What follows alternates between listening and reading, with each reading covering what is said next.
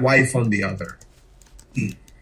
And there was believe it or not, a disagreement. I don't even remember what the disagreement was for. I don't remember why she was upset. Mm-hmm.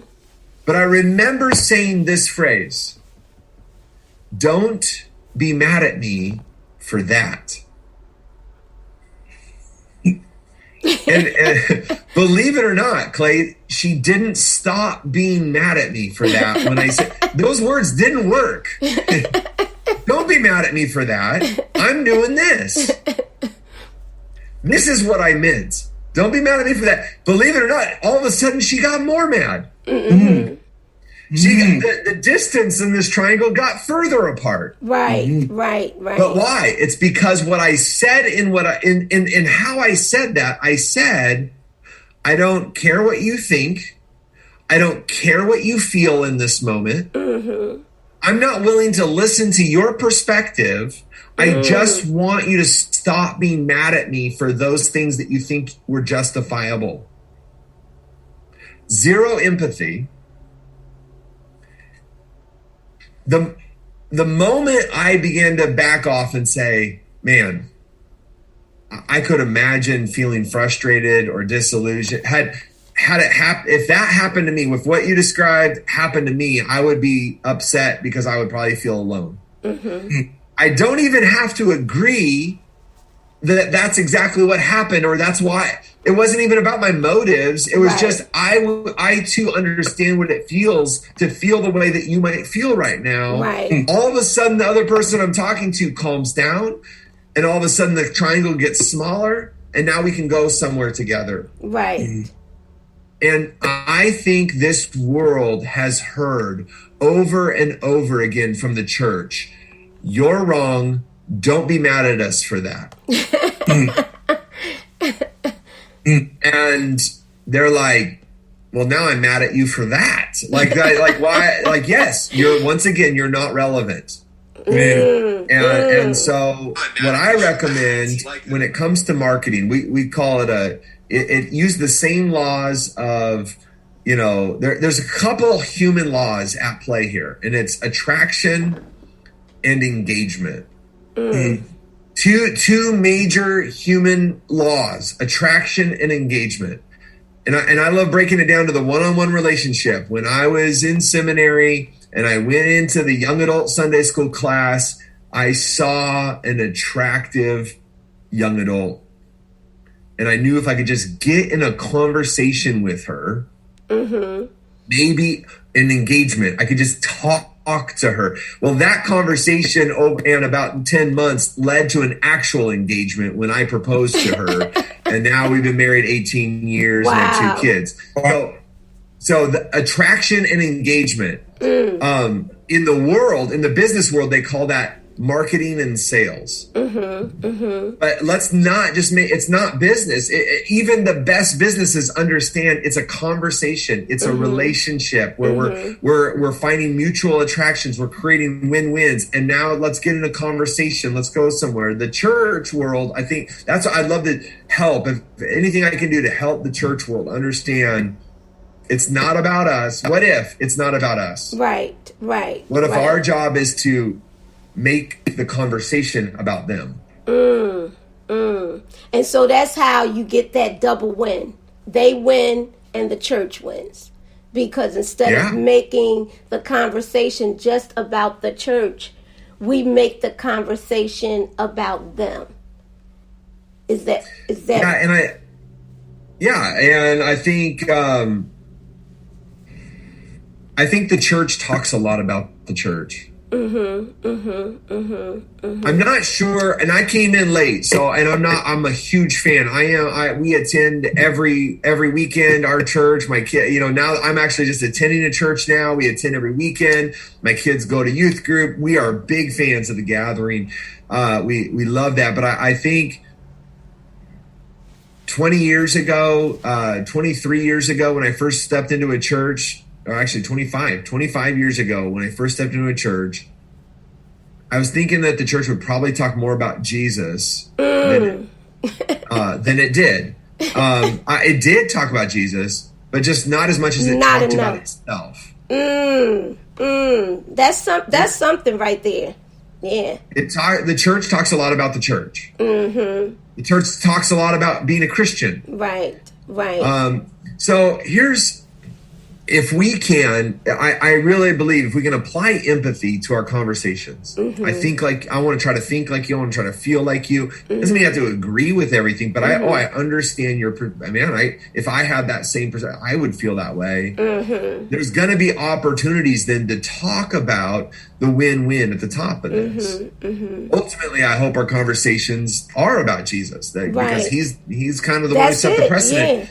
I think empathy is what we're talking about with healthy communication is really the gospel of Jesus applied, isn't it? It's God didn't just shout down to the planet like, "Hey, get up here!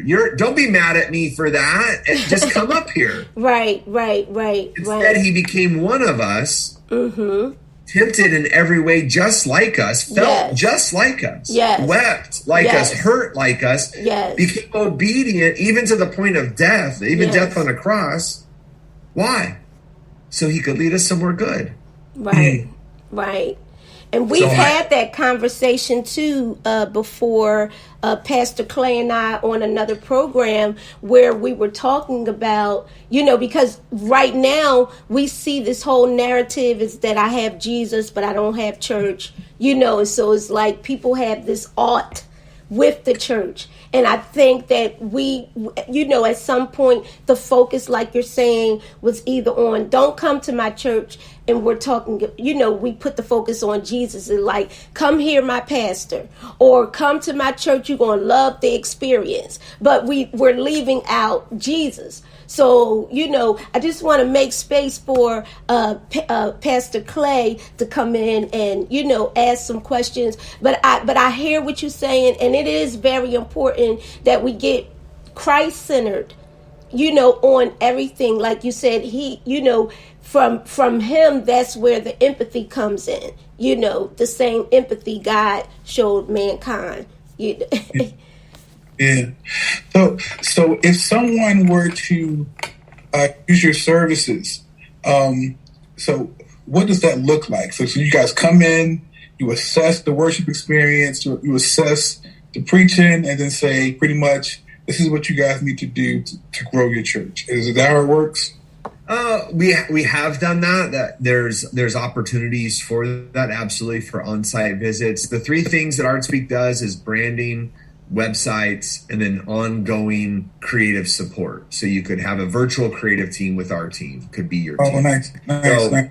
We start with this triangle, and we build a core message. So we do branding. I'll just give you, we can talk about that quickly. Branding for us is not just logos and colors. Branding for us is what people think about when you're not around. That's your brand. It's what is in people's minds when you're not in the room. So how do you influence your influence? How do you influence your reputation? Well, it's everything that you do and it's everything that you say. Right. So in our mind, let's get really good at sharing the message that we say we're called to share to our community. Let's really work. Words create worlds. Right. One word started this entire universe. So words create worlds. That still happens. So let's take the time to drill down. Who are we? That whole triangle. Who is the audience that we feel called to? And I know everyone listening, we want to reach everybody, but there's probably an audience that you're better suited. You could connect with right away. And if you will just speak their language. Right. And then what's the win-win? If I were to tell you that I was going to be a missionary to China, right? And then you were like, oh, wow, man, I hear learning Chinese is a tough language. And I then said, oh, I'm not going to learn Chinese. Like, I'm just going to go and preach at them. Right. You would be like, hey, 1890s called, 1910 called, and they want their missionary pledge back. Like that didn't work. So, it's about learning the language of a culture we already live in. Right. About what they value and about what they feel and about what connects with them. And there's always an on-ramp. If we will listen, there's always an on-ramp for the message of Jesus into someone's life. Wow. Yeah. And so we help identify that. Who are we? Who are you talking to? What's that message? I mean, it turns into about a 12 or 13, 14 page messaging blueprint with a core story. We boil that story down to like 5 pulse words, what you'd want people to feel if they were having coffee with you, Pastor, or they walked into your foyer, or they watched a sermon online. You would want people to feel this. Right. You'd want them to experience something. So then we have taglines and value propositions. It makes everything else easier and faster, right? If you've ever, pastors out there, if you ever handed off your social media channel to somebody to later on a Saturday afternoon go and see what it says, and you're like cringing, like I wouldn't have said that. Who posted that? Take that down, you know. That's because you right now, as the pastor, the leader embodies the brand, the influence, the brand. And again, when I say brand, it's the message, it's everything. The leader embodies that. You are the living brand guide. And so what we want to do is help you hand it off. And so that story now when I go to write something on behalf of the church, on behalf of the ministry, I can go back and read what was already agreed upon and now go write my thing. It makes it faster. It makes it on point. It makes it more effective because, again, your core story that we would end up writing isn't about you. Your core story is about the people that you serve and the value that you bring to your community. It's about yes. Right. That's the shift. That's that empathetic shift from my message isn't about me. My message is about you. Right. Wow. It's about your hopes coming true. Right. Your dreams happening. And so, Pastor Clay, you told me a story about somebody that you served in Baltimore. And so Pastor Clay is a second generation pastor. And when he inherited the ministry from his father, it was formerly Mount Haddon Baptist Church, but now it is now Mission Life Church, right? And you told me a story about a young man whose ministry in Baltimore, it was handed down to him by his mother. Can you share like how you helped his ministry expand? For me? No, I'm talking to Jason. Jason. Very, very, very similar. You know, it's a little bit of a shift of gear. I'll tell the story. I'll tell it quickly, and I hope it's not too offensive. But here's what happened. He's a good friend, and you guys are in the Northeast. He's in the Northeast. He had a church, about 50 people, that was started inner city Baltimore, and was, you know, struggled, had about 50 people. Mom started it with an awesome message, fantastic message of a holistic life, that in her mind, the founding pastor, it wasn't just about a spiritual thing, and it wasn't just about becoming religious and becoming churchy. It was, she wanted everyone's whole life to thrive. She wanted them financially to be, you know, on the rise. She wanted them health and you know, wisdom and vocation, like family. A great message, a holistic message. And so she named the church Be Whole Church. And they did ministry for decades, and I'm sure good things happen. So I know, here's the cool thing. When we get to heaven, you know, it's not going to be everyone sit under the logo that you like the best. You know, there's not going to be any of those there. I don't know if any of the logos make it. I just don't know. Right. You know, but messages do. And so my friend was taking over the church from his mom. He's going to be the pastor, and he's going to grow. He was leaning into some teaching from the Ark, and knew that I had planted with them. And so we were just talking like, let's do this. And he said, I feel like we need to change the name of the church. And I was like, you do need to change the name of the church.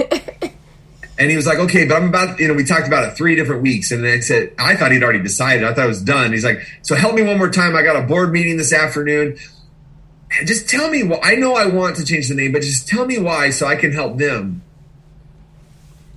And I was shocked, to be honest. And so this is what I had to tell him. I said, listen, your email